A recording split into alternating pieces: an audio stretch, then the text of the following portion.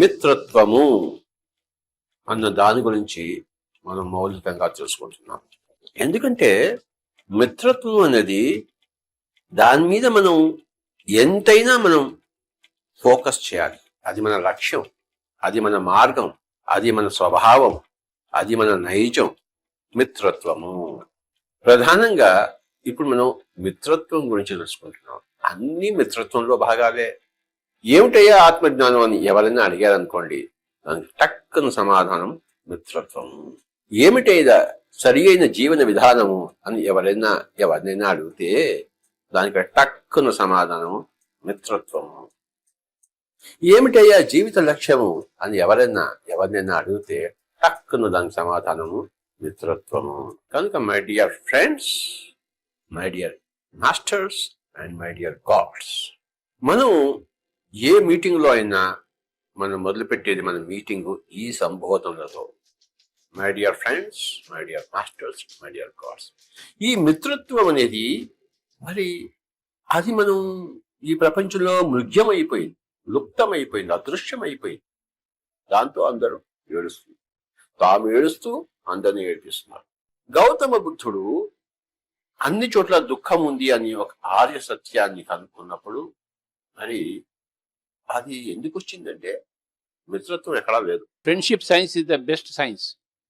Friendship with every existence, friendship with the animals, friendship with the birds, friendship with the fish, friendship with the plants, trees, friendship with the minerals, friendship with the elements, friendship with our own body, friendship with other gods who are on the other side, friendship with the departed souls, friendship with the mother earth, friendship with our own family members, not relationship with our family members, friendship with our family members, friendship with neighbors, friendship with strangers. Friendship is the greatest concept, spiritual concept. And we are all here to be friends of each other all the time. We may disagree. We have to disagree many times. But we never disagree on friendship. We disagree on certain concepts, certain points of presentation, of representation. There is no disagreement on friendship at all. Our life is meant to practice friendship. That's why we are born. Born in a very strange society, with different souls, levels of souls. With everybody, we have to practice friendship.